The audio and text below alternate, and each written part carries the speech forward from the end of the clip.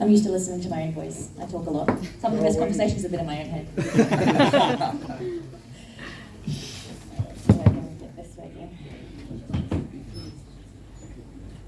Excellent. Well, thank you, Giovanni, and what a great panel. I actually learnt some things, which is rare when Jake's involved. Thank you. And thank you for this opportunity to talk about my experience as a woman in technology and a woman in leadership. It is a hot topic at the moment, and Valrada have drivers this year for increasing women in technology, as well as looking at ways to increase and support our women in leadership. That's why I'm here this afternoon to talk to you about it. Because I am part of the 23% of Valradians who are women, and the 15% who specifically work in technology. And I'm also part of the Valrada's leadership team, where women make up about 12%.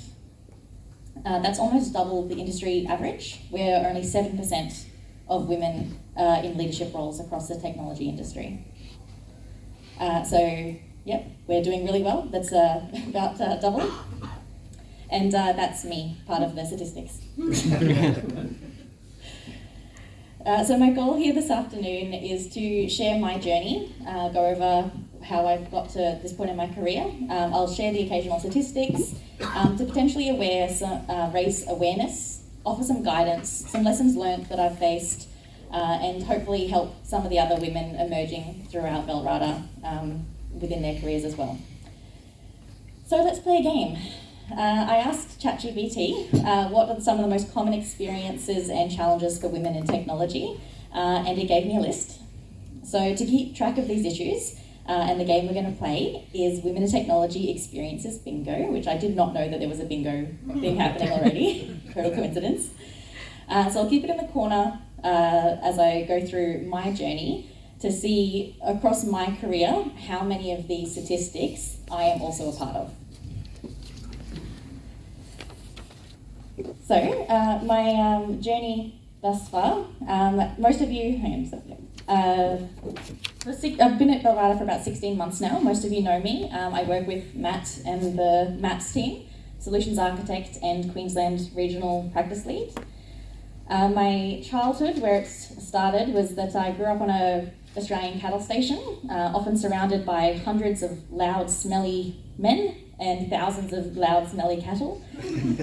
My two older sisters, my mum, our governess, and the cook were the only females for 1,000 kilometres. So in this childhood, we were taught to be tough.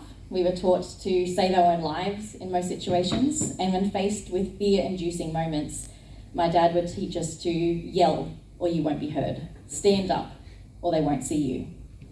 And I thank my unique upbringing for giving me the freedom to have confidence in a strong voice. Because when I joined public school at 8 years old, I realised that I wasn't actually special. A lesson that most girls or most children get a lot earlier in their life. But I did everything I could to stand out, to be seen. I played field hockey for the state, I won medals in swimming, I competed for the United Nations for mock debates, I won a National Leadership Award for organising and fundraising trips to Vanuatu when I was 15. I was just go, go, go, go, go, go, go. Yet one thing after the next, I continuously quit because I wasn't comfortable and my confidence was continuously shaken. I wasn't happy about what people said, that I was too loud or too bossy. My body, my ideas was never enough. So no matter what I achieved, I always struggled in those situations. And I remember asking one of my boyfriends at one point what miraculous skills he had to earn a student president position. He shrugged and said he just asked for it. And I didn't understand why it was so much easier for him. One of my bingo boxes is low confidence. So there we go, got one so far. I think that counts. And deep diving into those studies deep diving into the studies on that particular topic do show that women consistently undervalue themselves when comparing themselves to men in the same role with the same experience, assuming that they need to be 100% sure before they step up and contribute. So what do the experts think on this? Well, there was a study done in Canada in 2019 with 3,000 young children where they looked at intrinsic motivation and had a mother take their child to a room And they said, you can play with any toy in here except for that one hippo in the middle. And instantly, that hippo was now the object of desire, of course, and they were not told to play with that one specific toy. Almost unanimously, thousands of those boys went straight for the toy because it was forbidden. They wanted it, so they went for it. However, when entering that same room, almost unanimous statistics as well showed that all of the girls waited. They looked up at their mothers' faces, choosing to continue playing with the other toys and not go after the hippo. Later, when asked, the most common response was because they didn't want to be seen as naughty or breaking the rules. So this is the conclusion of that particular study, was that from even childhood, females tend to consider somebody else's feelings before acting, and that they consider what other people think of them, even so young. So women tend to take that on a little bit more to heart. And it's scientifically replicated phenomenon that statistically, not in every case of course, but women tend to put more weighting on other people's opinions. And unfortunately in this society, it is true that women do tend to be judged more harshly, not just by men, but by each other as well. I had some more real-world examples there, but I had to cut my speech short because I've talked too much. So back to me. After that, I moved to Brisbane for university. I completed a Bachelor of Business, majoring in marketing. I met my now husband. I went to UQ, got valedictorian, which I honestly thought was a prank call at the time. But I took a year off, had my son, and then I got an office job doing admin and marketing at a SharePoint consultancy. And I learnt through osmosis. So I answered the phone calls, did help desk tickets, got hands-on experience building SharePoint solutions. Does anyone remember having to migrate SharePoint 2013? It was awful. But I fell into tech by accident, which I did a recent poll across the women in Wellrada, and more than half of the women in Wellrada did not study tech. They all fell into it by accident. So I made a lot of mistakes in those days, like we all do when we're young. And I had a few bosses in those junior years as well. One who'd yell in my face when I'd make mistakes, others who did the empathetic thing where they asked, how can we minimize damage? What did you learn? The latter boss obviously made such a difference to resolution time and the company culture. And I learnt then that it's not only your mistake, that not only that mistakes are okay, but what it meant to lead with curiosity and with empathy. After that, I got my diploma in graphic design. I was raising a toddler. I had to held down a side business doing social media marketing, logos, and building websites. And I actually confronted the yelling boss, and he told me that I was just being too sensitive. That he didn't really recall any of those conversations, but that we did fix the issues. And the turmoil and the chaos of how we got there wasn't something that really stuck in his mind. While I was blaming myself for those situations, it was just circumstantial from his perspective. And interestingly, that is unfortunately a widely reported finding as well, that most men will attribute their individual success to themselves and their skills, and any failures to circumstances or bad luck. Whereas women tend to do the opposite. They will attribute their failures to themselves and who they are, whereas they'll attribute their successes to being part of a great team. Now again, not trying to be downers, this is not a disclaimer of everyone, but it is something that is statistically relevant. Over the years, my hands-on skills developed, my role had completely transformed, and I had become a vital part of the delivery team. I had never thought to ask for a pay rise since the minimum wage rise started. I knew that my male colleagues were earning almost double what I had, but I figured that if I deserved a raise, I would be given one. Unequal pay, another score. Did you know that that's actually really common in the industry, unfortunately, as well? A survey of 5,000 office professionals in Sydney last year found that 18% of men had asked for a raise at every single professional review, with another 65% saying that they had asked more than once since they got their current job. Conversely, the same study found that 40% of women had ever asked for a raise in their entire career, ever. So 60% had never asked for a raise, and only 6% of those surveyed women had asked since being at their current job. again, back to those toddlers, the women just weren't asking. They weren't advocating for their own rights. And the pay gap is decreasing each year, but there's still a way to go. And whether or not this is a male or female phenomenon, that's what the statistics are telling us, that we do need to just be aware of. So anyway, conscious of time, in early 2016, a business development manager joined in sales. He realised I was undervalued and underpaid, and after 6 months together, we decided to leave and start our own consultancy together. He brought in the work and I would deliver it. Granted, I was 6 weeks pregnant with my daughter at the time, so he took the risk and I was an employee. It was tough. Oh, that looks weird. Yeah, sorry. Don't know what happened there. It was tough, not just in the first months of starting a consultancy, but over the years. We were building a client base, earning a reputation, writing processes, new templates. These were the years where I became a leader, and when being a woman in the technology industry really showed the full colour spectrum of challenges. I was often overlooked. I was just the woman in a room full of men, particularly in the beginning when I was pregnant. I was mistaken for a receptionist so many times that I stopped offering coffees to the clients that visited us. I had to change my behaviour to overcome the small minds of those around me. Oh, and bingo, stereotypes. There was and there's a bit of a quick fire around here. So when building the business from the ground up, as well as a lot of strategic thinking, we went to a lot of networking events, leadership seminars, coaching programs, and entrepreneur accelerators. While rubbing shoulders with millionaires, I wrestled with imposter syndrome day in and day out. I realised that each and every person in this room, man or woman, successful or struggling, had their own story and their own struggles.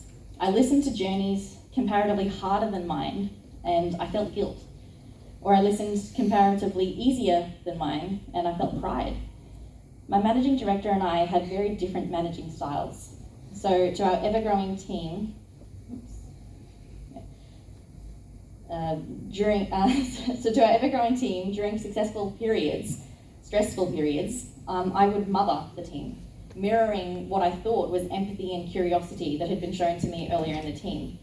I became like a mother to them, protecting them and trying to wrap everybody in a bubble. I had a lot of identity issues at this stage too. I found if I mimicked the behaviour of powerful men that I saw, I was actually received quite badly. I began to add devaluing phrases to the way that I talked. I'd add a softness or a plainness to everything that I did. I actually heard a term for this recently called womansplaining, which is defined as the opposite of mansplaining, when a woman has value and knows a lot, but will use the word just. So it's just me, just following up to devalue our contributions. And women in leadership roles need to be careful, watch our wording, because often when we are classified as assertive, this can be seen as bitchy. When we're being classified as confident, her words in a similar tone may be seen as arrogant.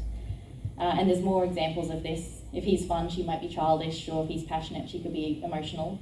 And not everyone's using these terminologies, but unfortunately it does happen, and it's more common than you might notice. So as I was selling, scoping, architecting, building, supporting 30 projects on the go across the full tech stack of Azure, SharePoint, Power Platform, and Dynamics, on top of project managing and running the operations like hiring, performance reviews, and worrying about payroll and sales targets, the company was thriving at the expense of my health. I was living 10 different job roles compressed into 6 years of 14-hour days in the office and then home to 2 very young kids. Work-life balance, anyone at that one? Until I realised that stress and struggle were not badges of honour.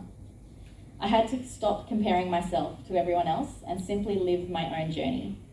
I developed boundaries and employed better coaching models to help my team solve their own problems instead of coming to me for everything. I wasn't their mum and I wasn't their best friend. I continued to have empathy, but I became a leader who supported my team on their own journeys. I was burning out and I was continuously retraining new staff. I couldn't see a future at the company that I would enjoy, so lack of career progression was actually the catalyst for coming to Bellrata. I did a lot of research across different consultancies, stalked the leadership team on LinkedIn, and read lots of Glassdoor reviews. I chose Valrada specifically because of the small business mindset, the big business support, and the positive culture. I knew I could contribute value, and I reached out and asked for a role that didn't exist. I could see the respect and the fun culture and took action to make Valrada my new family, bringing everything I've learned with me. I'm proud to be part of the Valradian workplace where the culture is one of mutual respect and encouragement. When issues arise, we address them openly and constructively. Everyone is honestly just so good at their jobs. It makes everything so much easier. There's a genuine commitment to diversity and inclusion, not just in words, but in actions. Training and development opportunities are equally accessible, and we live and breathe a strong mentorship program that supports the career growth of individuals and women specifically in technology. So have you gone bingo? To be honest, I've got a couple more anecdotes up my sleeve, but we are low on time. I got no time off when I donated my eggs in 2019, and I did know some very foul-mouthed clients, which I won't repeat to the room, but if you're curious, you can ask me later. So looking at the time, you might bring out the hook soon to pull me off. So wrapping up, I'm very proud to be a Valradian now. I have learnt a lot over my years. I have learnt to stand tall and use my voice.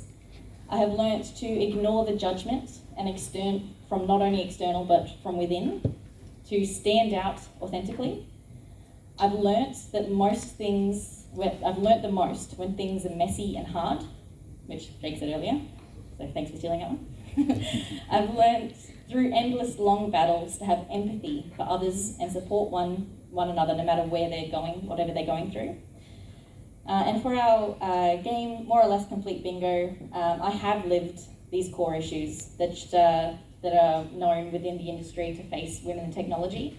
And though they may not apply to you or to anybody you know, I guarantee you there are people in this room who have faced these, or somebody in a Teams meeting with you next week. So my dear Valradians, men and women in technology, please stand up and be heard. Ignore the judgment. Everyone feels like they're an imposter sometimes, and you learn by doing, so fake it till you make it.